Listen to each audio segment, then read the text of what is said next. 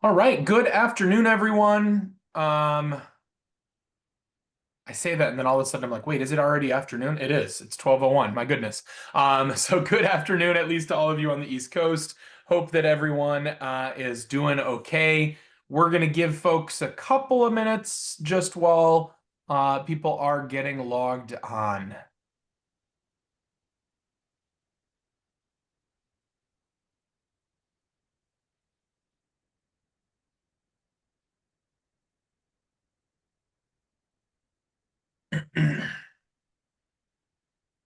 Okay. Number's still ticking up there, so give another 30 seconds or so.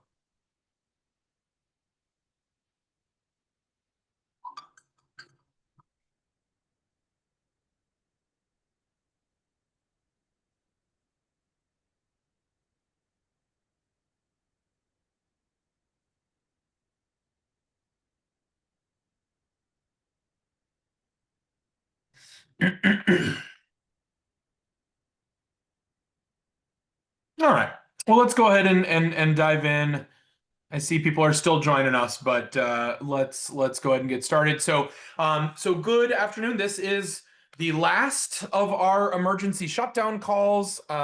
We debated if we were going to even do another one, but we felt let's close out the loop a little bit, have a little bit of a short conversation, and then really look to address any questions that people may have. So for those of you that haven't been watching this every Tuesday and Thursday for the last 6 weeks or 7 weeks at this point. My name's Tommy, Deputy Director at NHSA, joined by a number of my colleagues across NHSA, Dr. B, Bob Beeson, Kathleen Havey, Diana Terentev, Courtney Boland, and Anne Linehan, who everybody knows at this point too. So very, very grateful for my colleagues for joining us and for all of you for joining us as well. Again, please go ahead and drop any questions you have into the questions Q&A tab. We will do our best to keep up with the chat, but the best way that we will be able to answer your questions is coming in through that Q&A. I point to my other screen thinking that you all can see it, so ignore me.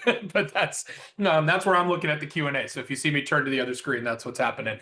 But here we are. So we have survived the government shutdown. As of right now, the government is reopened. Things are starting to move, and we are urging and wanting, I think, everything to be returned back to normal, or at least to back to where it was in September. Unfortunately, there still is a little bit of a delay, which we knew it would take some time to build out of the government shutdown and kind of figure out what comes next. So from a just broader perspective, we're going to start with some of the administrative updates because I think that's what everybody's most interested in first and foremost. And then we'll talk about some congressional updates and in particular the what we're going to be doing next and where things are going to be coming from here. So as we said, government reopened last week. The staff returned on Thursday of last week and have been furiously working through all of the requests that have come in and trying to unpack and understand what what is coming and where to prioritize a lot of their efforts. We are hearing that a lot of programs are hearing from program specialists that there is a lot of communication, and I'm going to say this probably at least 4 times today, but the best place for you to prioritize looking is your correspondence tab within the Head Start Enterprise System. For those of you that are grant recipients, that's the place to go. Your correspondence through HSES, the Head Start Enterprise System, is the place to go to flag what issues you might be facing or things that need addressed, and also to unpack and see what types of correspondence is coming in too. So please keep a close eye on that. And please keep communicating to the Office of Head Start through there. They have reiterated that with us as well. So that's the high level piece. Just this morning, I believe, it might have been yesterday afternoon, this morning, NHSA sent a letter up to Dr. Lori Todd Smith, who is the Deputy Assistant Secretary for the Administration for Children and Families. This link. Yep, there we go. This letter basically is offering and asking for for the administration to provide as much flexibility and guidance as possible. We focused it really on four main things that we heard from all of you, and in particular that we heard from the 10 and 11 grant recipients about the needs to really get those notice of grant awards out, to try to remove any barriers such as the congressional holding period, which is something that they often do, where they'll hold a grant for about a week, and letting the members of Congress know this is the first when you're in your first year of a 5-year grant. That has caused some delays in the past. That's something that we're really asking them not to do, if at all possible, this time, just to get all of the funds and grant awards out. Also asking for some flexibility with the full enrollment initiative, with your 30, 60, 30, 45, and 60 day timelines and windows of which you need to have things done, giving just a little bit of flexibility there. And then also asking for more guidance and training on monitoring, understanding that they started with some of that, but that was right at the time that the government shut down that we lost some of those access to some of those materials. So, or did not get, I think, as much training as I think a lot of folks would want. And I know that that's an area that we're undergoing some change. So we'll keep you all posted in the Head Start Daily publication. Again, that's a member benefit that we provide, a daily email up to your programs. If your program is a member of NHSA, check with your director or check with your team that does the NHSA membership as a way to get signed up to the daily and get connected in to be receiving those updates. We will send whatever we have in those updates as well. If there's anything major earth-shaking or important for us to pay attention to, we'll send it very broadly, but we're trying to keep to just one email a day every morning, sending out that Head Start Daily with the biggest things that we think are worth putting on your radar. So that is, I think, the high level piece of where things stand. I should also note, just a shout out to our marketing communications team for switching into these daily publications. I know I've gotten a lot of positive feedback from folks who really appreciate having it all in one place once a day rather than hearing 14 different times throughout the day from us about a lot of different things. Okay, so beyond that, I think that it's important to acknowledge, I'm seeing a couple questions in the chat here as well about this, but to our knowledge, there have not been any notice of grant awards that have gone out yet since the government shutdown. So those NOAAs that we're waiting on, that's the notice of award, notice of grant award, we have not received those yet, but we are aware that the administration is working furiously to have those prepared. From what we understand, that there is a process by which the Office of Management and Budget has to review the continuing resolution and then get the funds out, disseminated or shared. There's a technical terms there that I'm not even going to go into, but gets the word out to the Office of Head Start what their level of funding is, and then the Office of Head Start will go forward and say, okay, we can make this work to provide, you know, a 6-month and this is not what they're saying. I'm using generic numbers here, but they to get out we're going to give you a partial grant award for 6 months, 5 months, 4 months, whatever that may be. And then once the final bill is passed in hopefully in January, then or earlier, then we will have kind of that final process for getting what the final funding levels are for Head Start out through your grants. So that is what we're hearing and what we're seeing. We have been hearing that programs have had, as Danielle's sharing in the chat here, we've had programs that have received kind of our grant was rejected or sent back. That we had been warning about this. This is something that happens, especially with this administration has a priority on what language is being used, and they do run it through some kind of nets of tests for certain types of words.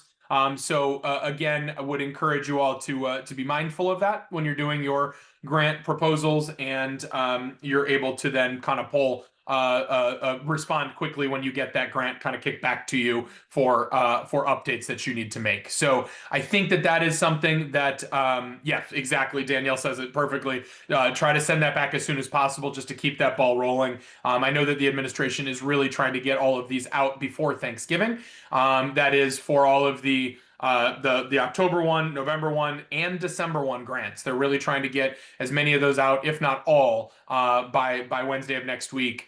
We will see if they're able to meet that. And the way you can help is by going through and responding immediately to get those grant awards back to them as quickly as possible. And we know that that's what you want to do anyway, because you want to get those notice of grant awards moving forward. Um, so that's kind of the timing on the notice of grant awards. I think for those of you that are waiting on other requests, it probably will take a little bit longer because the administration is prioritizing this. But various waiver requests or 1303 requests or changes in scope or anything else like that. Again, the best way is to communicate through HSES to them, as well as to your program specialists and fiscal specialists, just letting them know kind of what you still are waiting for support on, and if you need specific dates that you need it by because it has impact on a real estate deal or whatever this may be. Really encourage you to include that in what you are uploading, what you are sending, trying to get the clarification that you need. Again, I'll say it. I think this is the second time, maybe this is the third time at this point, but Head Start Enterprise, go. That is the best way to communicate right now in order to, if you have an issue or an urgent piece, put it into HSES, get it up to your program specialists. If you are hitting a deadline that you have already uploaded into that correspondence tab and are running into issues, flag it for us at Shutdown Support at nhsa.org, and we're happy to support as much as we are able to. And just know that that is but again, the best way that the administration has encouraged is by saying, please make sure that you're checking that correspondence tab and getting the word up there as well. We're also aware, and we've talked about this a few times around payment management services, that there's been some questions on the PMS requests. So, Anne, if I can flip it over to you, I think you put together a couple examples, and we can bring those up for folks to see what we're thinking about. But Anne? And Tommy, could I backtrack on one thing about the language, people getting their grants back to, and their applications back to take out the DEI language? Someone made a very interesting observation and said, how can they ask us to take out language that is in our performance standards?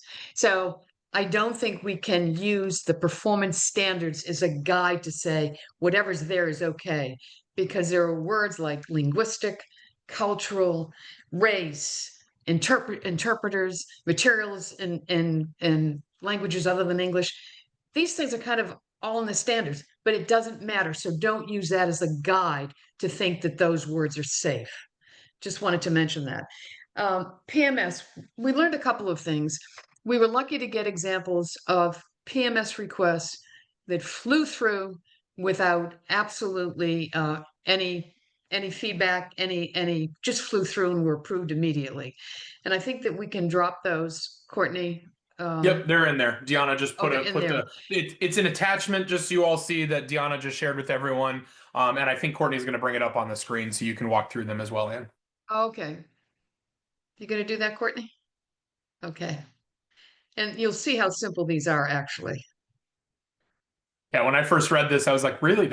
Okay, that's very direct, very simple, very, very, very light and easy. We're in the less is better period of our so again, these are ones that flew through.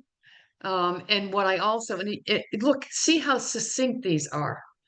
And I think the first one is the biggest one.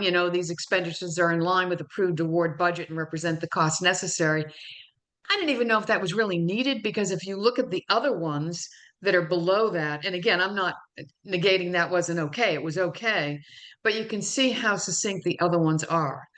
The other question that came up a couple of discussions ago, someone thought that maybe it would be better to send PMS requests sort of like in little bundles or separate requests, because we know for those that are 10 ones and 11 ones, your requests are going to be really big. what we have learned is don't don't bundle or don't send, you know, requests like every other day. Send what you need in one request and just be succinct.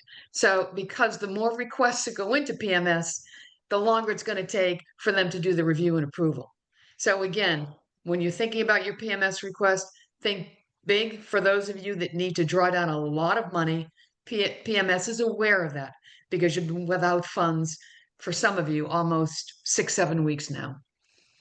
Um, I don't think there are any, Tommy, people have these. I don't think there's any more explanation. It's pretty clear. Okay. Well, that sounds good. Um, and do you want to say the other piece? Carrie just put a comment in the chat that I think is helpful as well. Do you want, and then I actually want to go into all the Q&A and just get caught up on what we had. Then we'll go into some of the other pieces, but just a piece that we talked about, and I think you touched on it right now, Anne, but just to reiterate around the narratives and what to do in year 2 through 5 versus year 1. Do you want to say a little bit more? We know that everyone received in HSES in June of this year the revised funding guide, revised guidance for funding applications. In it, it was really year 1 obviously is very different than years 2nd, 3rd, and 4th, 5th year applications. People really need to read those instructions. They are telling you don't upload certain things. If they're not requesting something, don't ask for it. I mean, don't upload it just because you did historically. We also know that just as many of you are saying, but we always did it. If the instructions are saying we're not asking for that, try to use that restraint because these are all things that are going to go through AI and could get caught up. We do recognize because we did have someone in the chat yesterday say, I don't get it. I didn't upload certain things based on, whatever. And my program specialist is telling me I need to upload them. What we found out was that the information from the program specialist was not accurate. So if you feel like you're getting pressure to upload certain docs that seem inconsistent with the most recent guidance, you might want to push back or share it with us, and then we can sort of, provide the OHS leadership of where we think there are inconsistencies. Tommy, any more on that? No, I just think that I think you said it kind of in passing, Anne, but I think it was actually a really important point, which is that we are in a bit of an era of less is more right now, which I know feels a little uncomfortable at times. So I want to call that out, acknowledge that, but also say, let's figure out how we can use this to our advantage. I mean, that's what the administration and some of the political appointees over there in the administration have talked about, is that they say, they're really trying to reduce the types of burdens and bureaucracies. I know sometimes that can be code for we're changing things that could be actually really important to Head Start or important to us as a community. I don't believe that this is the case as it relates to the extra materials that Anne's talking about here. I think also with the PMS inquiries and things like that, let's recognize that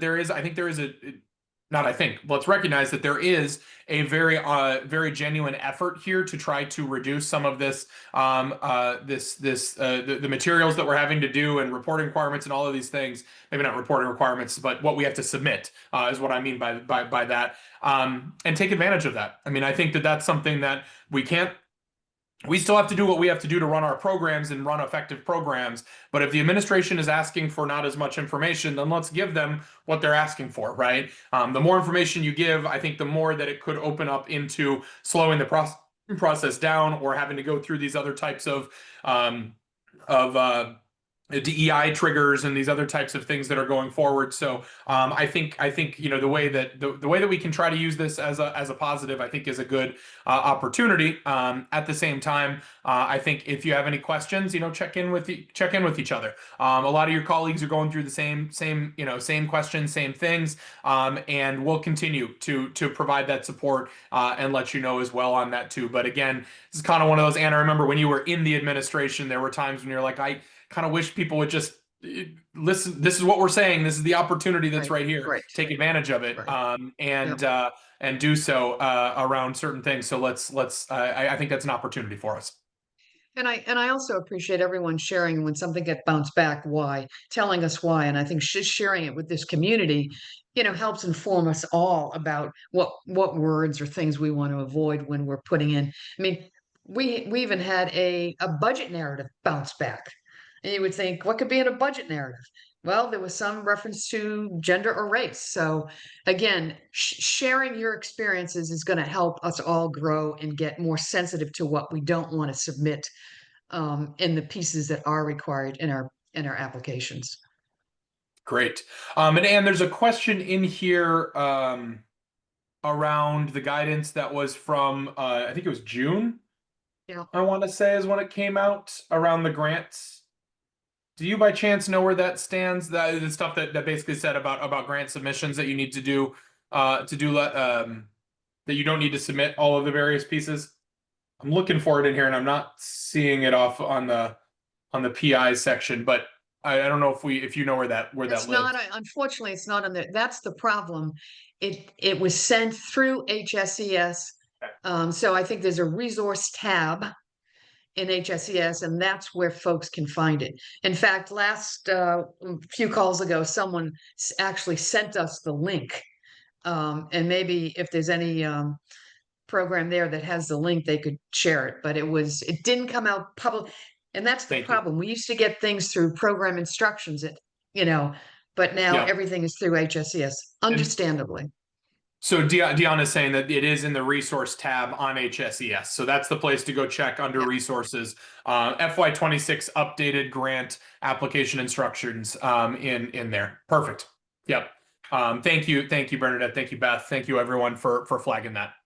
I know this does feel a little weird, but it's like I said, let's take advantage of the opportunity that we can and try to acknowledge that and submit some of these pieces.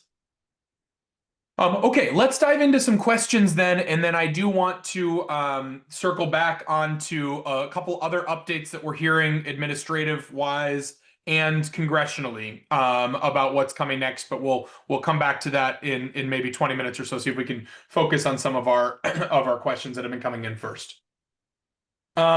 Great first question. We've heard this a lot. I'm beginning to receive many questions about what will happen to programs if there is another shutdown in January. Can you explain how programs may be impacted and if this could lead to program closures again? So, our understanding, and with I'll put the caveat that things could change, but the way that the process works and the way that the process has worked in the past, and the way that we anticipate it moving forward, and we've had indication that this is the direction that we're going to be moving in. We are not particularly concerned about program closures as a result of an additional government shutdown at the end of January. Now, if that shutdown stretches months and becomes the next longest government shutdown ever, then we might have a different conversation. So I want to leave that caveat out there. But the reason why the shutdown was so painful or so difficult this year is because it started on October 1st, which is the beginning of the federal fiscal year. That means that there were no dollars appropriated to the Office of Head Start to be able to make any sort of grant awards out in fiscal year 2026. As a result of that, that's why programs were not able to get any sort of notice of grant awards. The October folks, the November folks, and if the shutdown had stretched into December, the December folks as well. Because there was funding appropriated, they passed funding basically from October 1 until the 30th of January. That is about 4 months of funding. Now, it doesn't work exactly like that, where they give us just 4 months. The Office of Head Start has what is that, about Head Start is a $12 billion program, so 4 months is about a third of the year. That is about a third of the funding for Head Start. It doesn't quite work that simply. There's a little bit more complication into it, but by and large, the Office of Head Start will have funding available to provide partial grants for basically the 10-1, 11-1, 12-1, 1-1, and possibly 2-1 grant recipients as well. That's why we are not particularly worried at this point about a government shutdown happening again, is from that perspective. The other reason is that this government shutdown, even though some sides will say that there was winners and losers, the reality is everybody across the political spectrum was a loser in this one. And I'm not calling them that way, but like it was a losing, like no side really won. It was the general public sense took a hit on our public perception, at least took it. President Trump's public perception took a big hit. Congressional Republicans took a big hit. Congressional Democrats took a big hit. Senate Democrats took a big hit. And it's really coming from all sides of the aisle that there was a major frustration and major concern.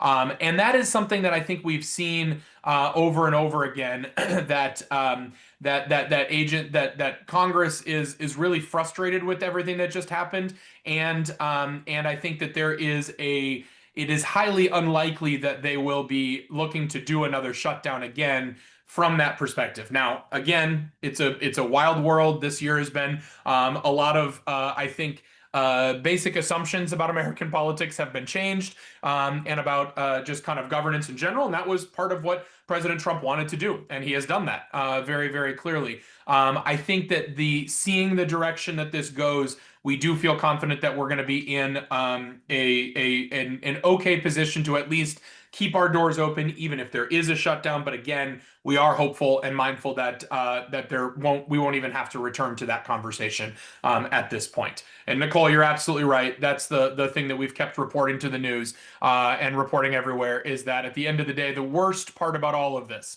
politicians take political hits all the time, and that's part of the job. Children and families should not be the ones taking the political hits because of the politicians, but that's exactly what happened these last couple of weeks. And I know all of you at programs have also navigated that. It's been very tough, and really we're right there with you, but really encourage you all to keep doing what we can to navigate a way forward. Okay, so that's why we're not particularly concerned or closed. Ashley, yes, I was wondering if OHS will reschedule their federal monitoring trainings that have been scheduled for October 1st and 2nd. Yes, that's what we are asking for in that letter that we had sent out. And Ashley, thank you for the shout out from the NPR piece yesterday. But we do believe that we don't know if they're going to redo those trainings or not, but it is something. I think it was actually September 30th and October 1st. They did do one of them, but didn't do the second one, and then they took down the resources from both. So that is what we're trying to ask for more support at helping us understand what is going on. Any idea of when notice of funding opportunities might be posted, particularly around competitive grants for January grant year? So those of you that are in DRS, or that you're coming up to the end of your grant term and that you will be facing competition, you should expect that you will get some sort of partial year funding going up until June 30th. That is normal procedure. That is what they do. So if you're a January 1 grant, you will likely get a notice of grant award for an additional, 6 months of funding. And then you will be looking to go through the competition. The reason why they do this is that they basically run the competitions in the winter all together, all at once, and then have basically the DRS transitions occur in the summer. Now, it doesn't work perfectly like that. I know that there are some times where they ask people to do extended services for a couple of months, this thing, that thing, those types of pieces, but that is generally the way that it works. We have not received indication yet, unless, Ann, you've heard otherwise, that about the NOFOs, the notice of funding opportunity, but we know that they usually get them out around now or early December, and we will be listening and looking for those to come. We expect them to be a bit delayed. But Ann, do you want to add in?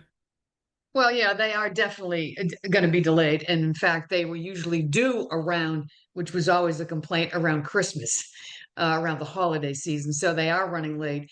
But the folks that Tommy are going to get that grant until 6/30/25, we want 26. We want to be assured that they're not going to be worried about a lapse in services because you will get an extension if necessary. If you were to lose your grant, you will get an extension so they can do, whatever transition they do to The the transitional new period. grantee. Right. So I wouldn't worry about that, because the funds will be there to figure that out.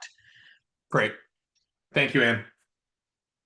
Um, Hello, we are an 11-1 grantee. We Yeah, received our yeah. FA1 notice, review notice, for the week of the 8th of December. Before the government shutdown ended, we requested multiple times that the review be rescheduled, but we never received a response. After the government reopened, our program specialist told me the date would be changed by end of day, but it still has not. We also have not received a planning call yet. Now our program specialist is advising us to be prepared for the review because the monitoring team is not responding to her. You want to cover that, Ann?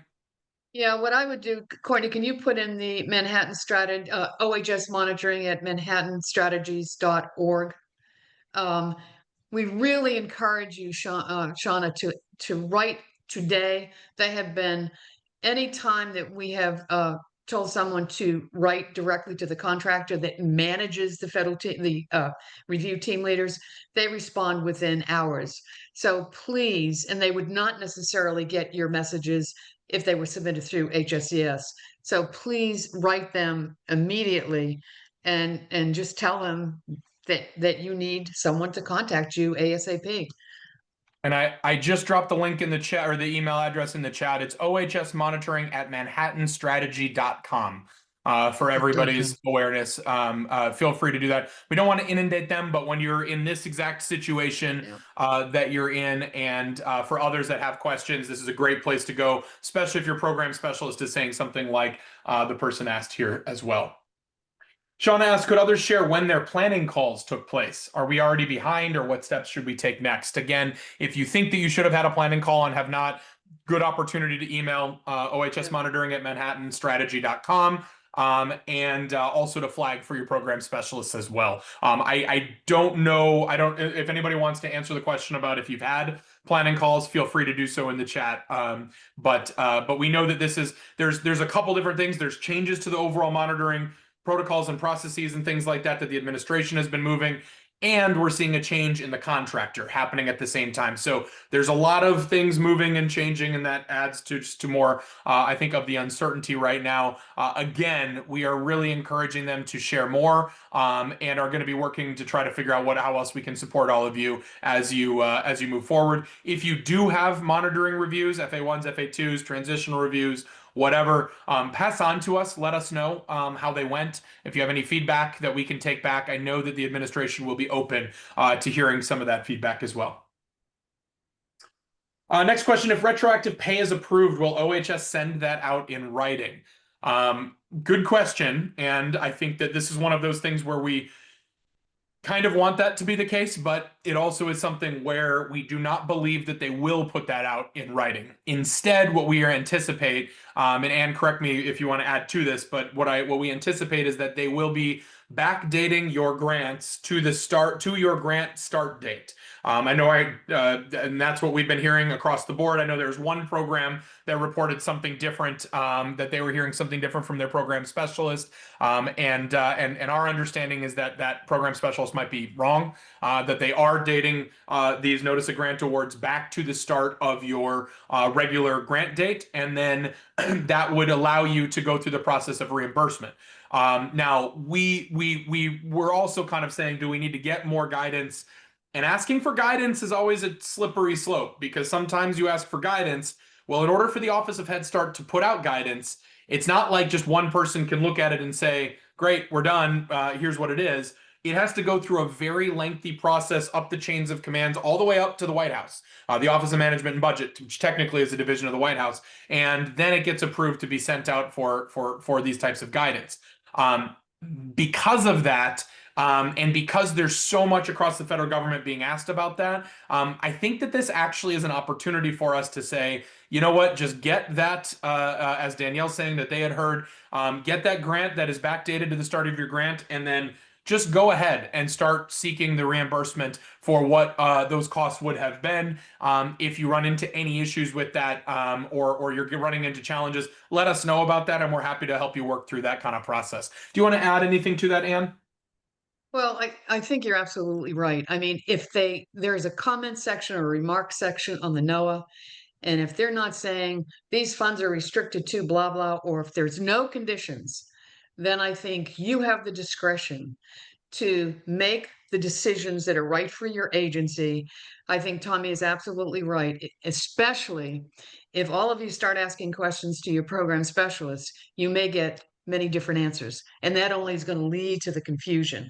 So I would just say, if there are no remarks, that's great. It should be just like you were getting your NOAA on time, and start withdrawing funds and making those requests so you can pay people. Yep. Again, I'm getting text messages from folks out there saying, no, we actually don't want guidance on retroactive pay, that it's actually better to be this way as well. So this is one of those where the lack of clarity might work to our advantage in this situation as well. But again, let us know if you're running into challenges there as well. Let's see here. I received an email from my program specialist in Outlook listed as from HSES. I don't see it in HSES, nor can I see any correspondence from her since July when she was assigned to us. They were there before. Now I only see my emails to her. I would check in with the support at HSES. The help desk. Yeah. They do have a tech support within there that can help you try to work through some of those issues. I don't know all the ins and outs, but it might be some sort of a challenge between Outlook and HSES or something like that. But the folks over there, they do have a tech help, a support line, I think a number even that you can call to get assistance with that. Are there any AI filters that recipients can run their grant narratives through to flag terms that are being flagged by the administration? I am surprised that I actually haven't seen this yet. Debbie, we should think about pulling something like that together. I think that would be based off of the collective knowledge of what this group has. So stay tuned for something like that. I think we can try to think about that. I have not seen one that is out there. I've seen a few reports in the media about it, but I don't think but this is something that's going to be constantly changing and updating as well. So we can put our heads together and think a little bit about that and see what can be done. I like that idea a lot, though. Thanks, Gene. Many programs were caught up in the full enrollment initiative when it resumed in spring of 2023, are still waiting for our monitoring period to be over. This is because there's significant delay from OHS receiving the letter stating that programs completed their 12-month FEI period and were in the 6-month monitoring period. These should have gone out in the spring of fall of 2024, but didn't go out until this past winter, January, February of 2025. All of this means that some of us were eagerly awaiting the formal closure of our FEI plan just as the shutdown began. While we recognize the priority of other items, how can NHSA support us getting these FEIs across the finish line? It has been a long and overly drawn out process already. Thank you. Agreed.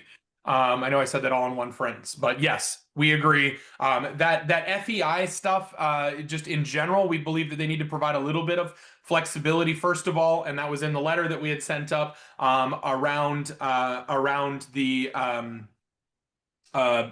things that we are asking the administration for more flexibility on. But this is also a really good suggestion and point, and something we will look to follow up with the administration on. Probably going to wait till after Thanksgiving, just because of the need to push and get all of those notice of grant awards out. Once we know that those are going out, we're more than happy to try to ask about this as well. Yeah, Carrie's sharing it took months last year to get our FEI closed after the 6-month period where they monitor enrollment, and I've heard that is the case too. Also received information from Transition Works team and a member of ACF as a new early Head Start expansion grant that they couldn't find our program specialist and will begin process of reassigning hopefully by December 15th.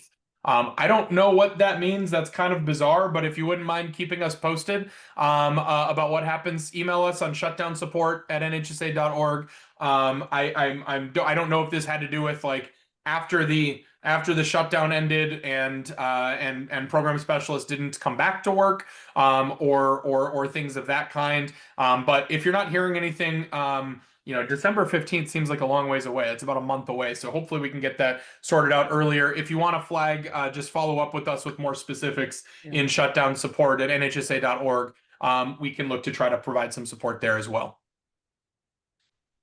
Let's see. Does NHSA have a response to the letter we just received via email from the Assistant Director of HHS? I'm questioning whether or not we should ever use the phrase bipartisan support as we go forward. That letter was just forwarded to us a couple of weeks ago, or excuse me, minutes ago before this call. We're going to be looking into that. I'm not quite sure what that means, but Janelle will look at it from that way, and we do have a copy of that. So thank you for that, and I hope everyone did see this as well. That it did go out. It went again through HSES, although it did get emailed to folks through that kind of connection. I think it came from Head Start info at hhs.gov.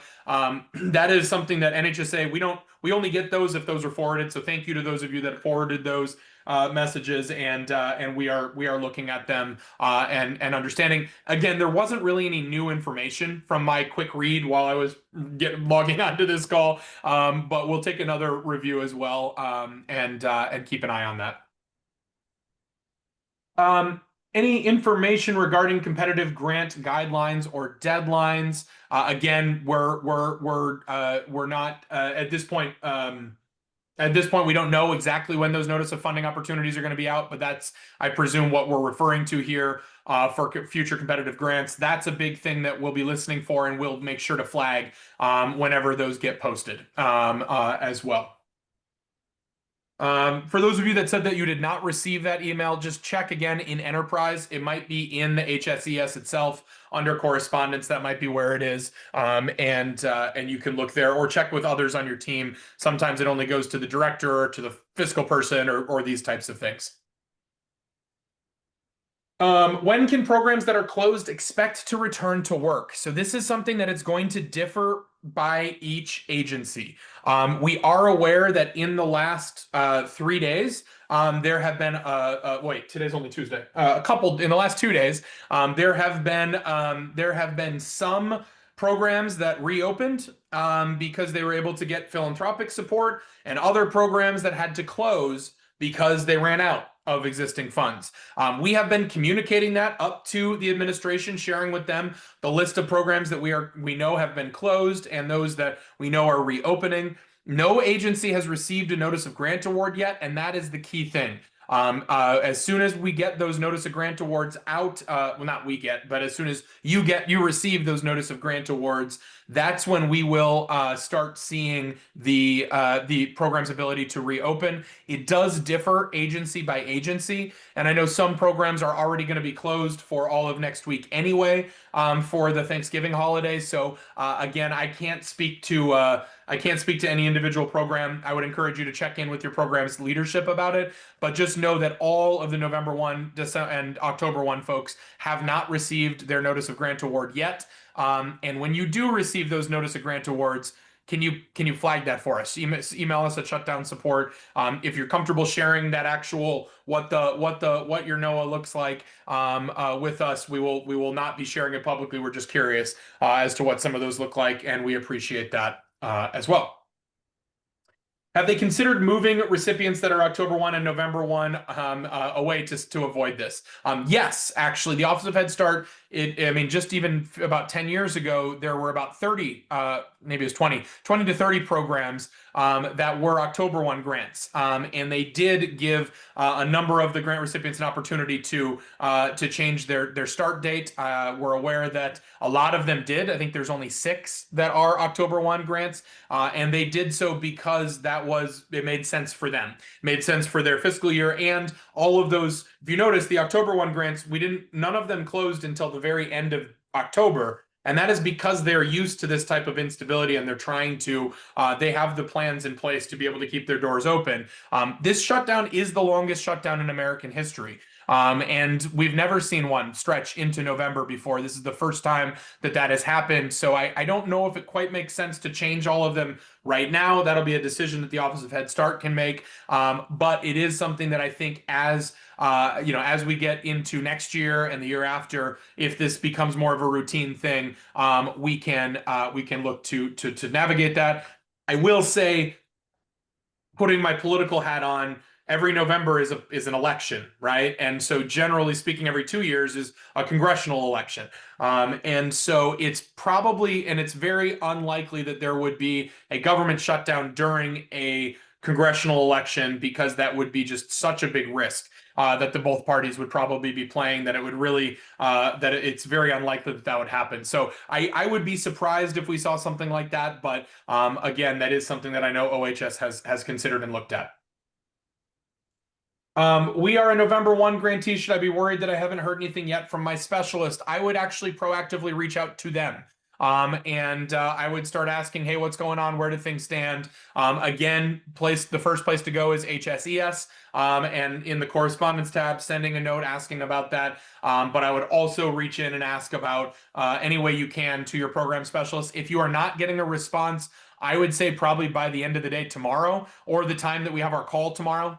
We are having a call with the October 1, November 1, and December 1 folks tomorrow at 1 p.m. Eastern time. If you have not received by then, please email us at Shutdown Support, and happy to try to assist.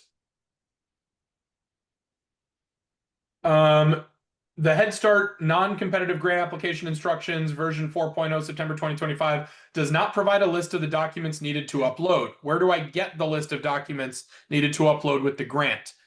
Do you know, Anne? I thought that was the place to look at for all of the materials in there. Yeah, I don't know that question. And I think, Tommy, we're also planning to try to get an expert to come and walk through all of this with us within the next few weeks, because there's so many questions about this. Maybe someone that's on the line with us knows where Where that list is. Yeah, if you could, yeah. if anybody does know that, please drop that into the chat of what that might look like as well, and that would be helpful. Yes, we will be recording the webinar tomorrow for those that are not able to attend. So yes, I get what you mean there. And yes, we will have that recording made available afterwards. Tommy, there have been a couple of comments that people, they're can't reach their program specialists, numbers are invalid, or they haven't got an assigned program specialist. We really encourage those people to send us an email, because that's something that we could easily follow up on. If you just say, I can't get in touch with, or I don't know who to get in touch with, send us that information and we can pass that on. Great. And Arlene's saying she found it in the instructions, that the list is in the Okay. instructions. So just check again in there, and it should be listed in there. Yeah, I see a couple folks saying that now. Thank you. Tommy, the next one is about the reschedule of the postpone and reduction appeal hearings. That's something that OHS is probably going to exercise a little bit of flexibility on their behalf, because when you sent in your appeal and you requested a written appeal and you requested a hearing, Office of Head Start had to have had that hearing within 60 days of receipt of your request. Now, obviously, they're going to have to take into consideration the days that they were shut down and add on to that. But I think you should reach out and say, hey, it's been now 65 days and we haven't heard. I mean, they have an obligation to be responsive. So I would definitely point out to them how far beyond the 60 days they are, acknowledging that there was a shutdown, but obviously just folks want this wrapped up. Yep. Similar question about program specialists. If your phone number listed is not valid, how do we get in touch? Just drop us a note if you can. I would also put a note into HSES correspondence saying I'm trying to reach my program specialist and have not been able to. The number is invalid, and just put that in there, and then flag it for us at shutdownsupport@nhsa.org, and we can look to respond as well. If possible, can we get a list from all of those who have had experience of words that will have our application sent back? That's something I think we can look to collect. So maybe we'll start that process on at our stand-up call on Monday. and see if we can kind of try to figure out what that looks like and be able to even create our own little tool or something that we can put together for everyone. So great suggestion. We're looking into it. Um, Can I get a link for the October, November, December one grantee call tomorrow? You should have you will get that sent to your email if you've been registered for any of the other ones. We automatically registered everyone, so you will get kind of a reminder email about that with the link. If you're not seeing that, just email us at Shutdown Support, and we can get the answer to that as well. What is the hold period for grant recipients in the first year of their 5-year grant, as referenced in the November 18 letter to Dr. Todd Smith? Very good question. This is an important piece here. So the hold period is basically whenever there is a new 5-year grant being made. So whether it's a competitive renewal or non-competitive. So like if you don't have to go through the DRS recompetition process. And I mean, technically everybody has to go through DRS because it's the designation renewal system. But if you get a non-competitive renewal, when you get that grant award, it is practice within the administration to hold that grant award for about a week. Might be even 10 days, but about a week. And then they will, in order for them to send it to your congressional representatives, so that your congressional representatives, should they wish, could be the ones to announce the grant award. I know we've seen a number of representatives and senators that do this every single grant award that's being done. They look to put that out there. I think Senator Ossoff in Georgia, I've seen him do a lot of these, and others will do this as well. It's really a way to just kind of stay in touch and get connected with the member of Congress that the administration does. That is one of the things that we are asking them to say, hey, look, can you waive this period just for right now? We have so much that we need to get done and pushed out there as well. For previous notice of funding opportunity, specifically HHS-2025-ACF.OHS-CH-0124, do you have any information of when grants will be awarded, if at all? I don't know that exact competition of what that one is off the top of my head. So if you have a specific question about that, feel free to email us. That might be the easiest way. That way we can guarantee a response, because we're not going to be holding any more of these emergency shutdown calls. But email us and we're happy to assist to try to figure out. I believe that they have awarded all of the previous ones, but there's sometimes it is a situation where they do not make any awards because of they don't feel as though any of the grant applications were to the level that they wanted them to be. I don't know if this is the case. I'm just speaking from broad generalities of things that have happened in the past. And you're on mute, but if you want to. I can answer Janelle's. Janelle, that is a bizarre email that you got. What I would do is I would forward that email to OHS Monitoring and ManhattanStrategies.com. It's in the chat there. Send them that and say, we received this. We don't know what to do with it. And the question was basically that there was a Zoom invitation for a policy council meeting with Danya Group in January of 2026. That shouldn't be the case. So that's that's what Ann is referring to. Keep an eye on the chat, everyone, for those of you that are looking for these words that you're looking to try to avoid. I know Sandy dropped in a list that was there, and it looks like Christine is adding some other things that they've heard from their program specialist. I think what's important to note, though, these are great. Thank you for putting these things forward, but want you to be aware that this is a changing list. This is something that is going to be evolving and continually shifting. So I don't know if there was like a definitive list. I think we would use it. We would be able to have it and share it. But the reality is that I believe that from what our understanding is, and I don't know this for sure, but our understanding is that they're using some sort of an AI analysis of this to basically, or an AI kind of net to catch these types of words that then get kicked back automatically. That's our sense of the way that this has been taking place, and if that happens, AI will continue to evolve and to change and things of that kind as well. Sharon asks, is bilingual considered DEI? I don't know if it's considered DEI, but it is something that we have heard of, dual language and bilingual and these types of things being kicked back. Again, I know that this is not does not sit well with a lot of folks, and is very concerning and frustrating from a lot of people's perspective. But this is the administration's desired, again, to change the focus around on some things. And so I would just encourage you to be, you know what's best for your own individual community, and what your families and your community partners need. And then I think that your job is to figure out then how you are submitting something to the Office of Head Start that fits with their desired and their needs, as well, given kind of the political climate and the political decisions that have been made in this space as well.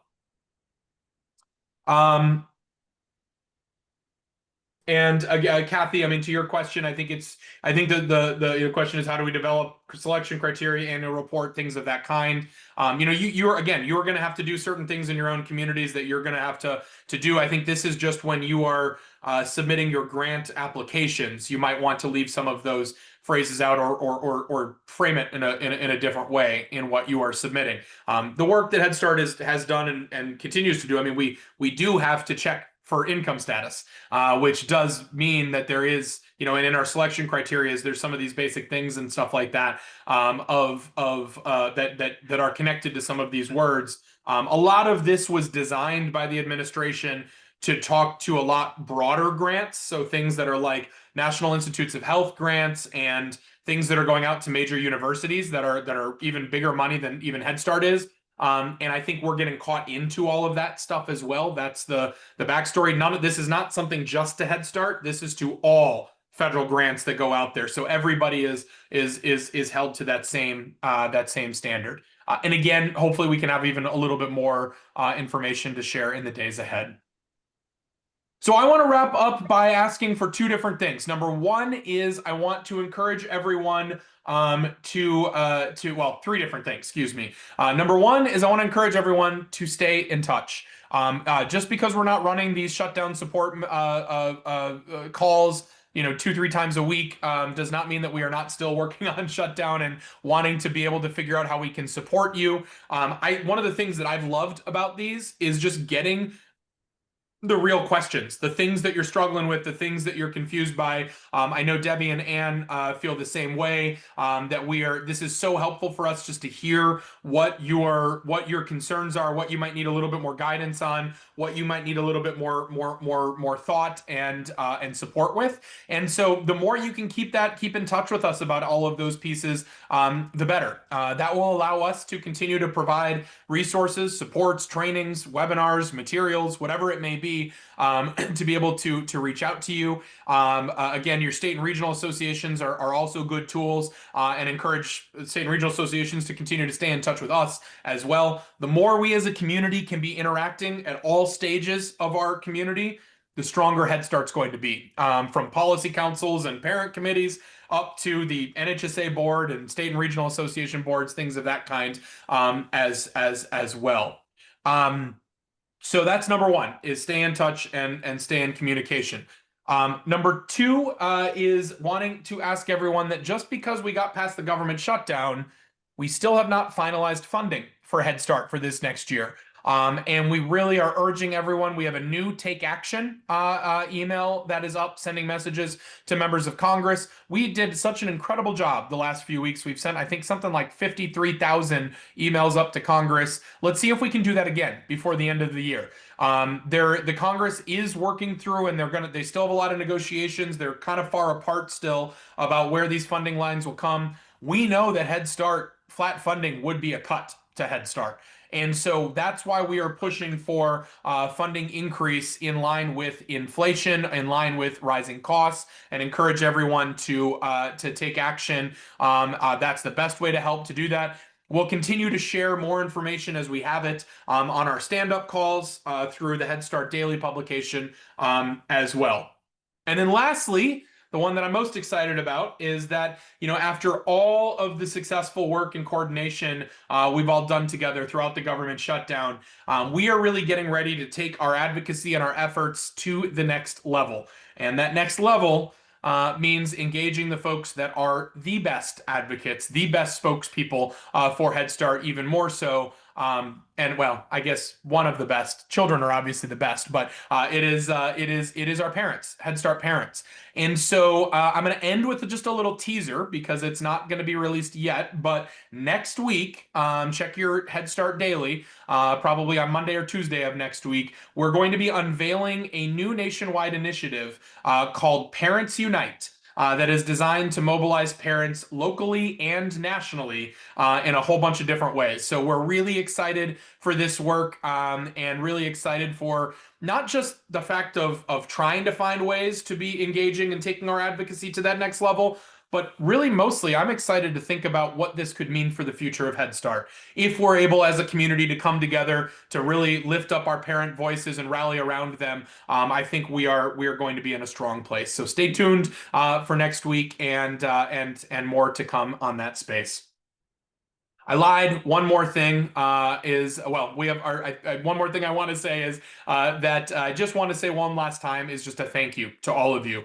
Thank you for all of the emails. Thank you for all the encouraging comments. Thank you for just the incredible work you're doing in your communities. This has been so difficult for all of us, I know, and especially for staff, for parents, for programs. I hope that we can be proud of the work that we've all done, rallying together and focusing on children and families. At the same time, we can also be very angry about the fact that we even had to go through this. So let's not forget that. Let's lift that up. Let's keep up the incredible work that we're doing that is truly serving as a launch pad to success for kids and families in every corner of the country.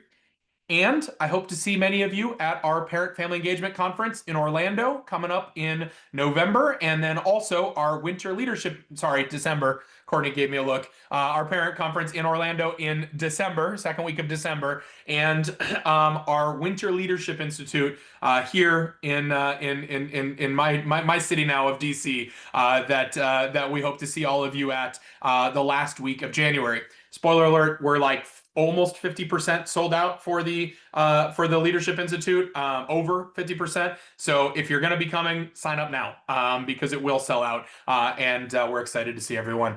On that note, hope you all have a wonderful Thanksgiving. The 10, 11, 12 folks, we look forward to seeing you tomorrow. Everyone else, stay in touch. Thanks all.